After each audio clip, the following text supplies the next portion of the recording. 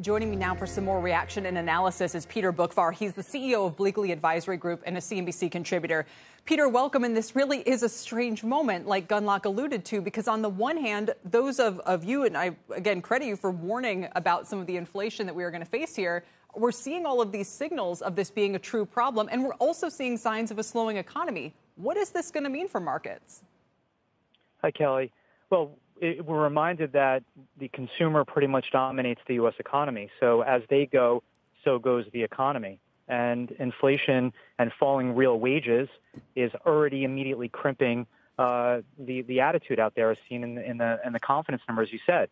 And now we're also getting sticker shock with respect to the sharp rise in home prices and cars, which were also key components of the Michigan number, where at least on the vehicle side, going back to the 1970s, we've never seen such a low intention to buy a car.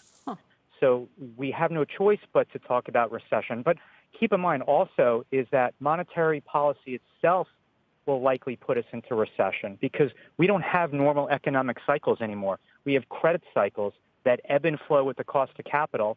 And now that the cost of capital is going up, even though historically speaking it's still very low on an absolute basis, the rate of change is already changing mentality. I was reading an article in the Financial Times today saying that the IPO market is beginning to tighten up. And companies have to start looking for private financing instead of the public markets. You know, Dom, if I wanted, I could go through and say, okay, yeah, but in other words, yes, the yield curve is flattening considerably, but the Fed might be holding down the long end by 1.5 points, depending on estimates. Yes, the consumer sentiment data was terrible, but a lot of it was people who make over $100,000, interestingly. Yeah, so that's a key point about this University of Michigan study. It's always a little bit more volatile. It's different than, say, the conference board survey results and whatnot.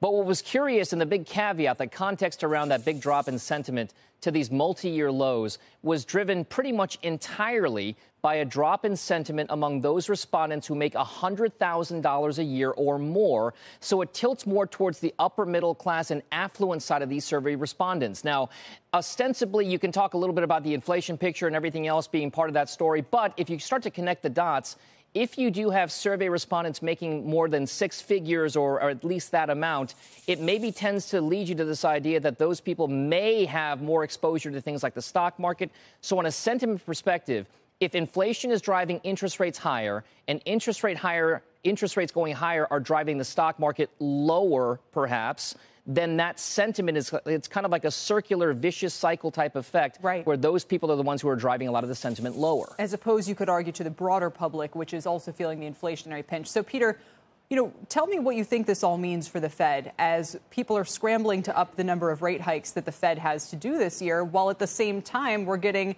these yield curve signals and consumer sentiment signals that tell you what exactly? What does the central bank need to do here? Well, the curve is certainly a reflection of what they think the Fed will do to the economy.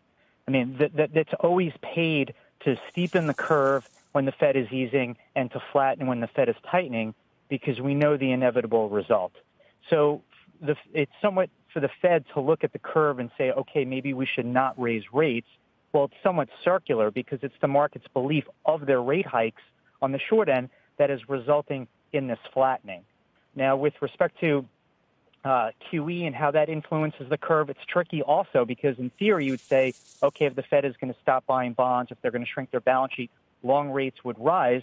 But if we saw after QE1 and QE2, the exact opposite happened.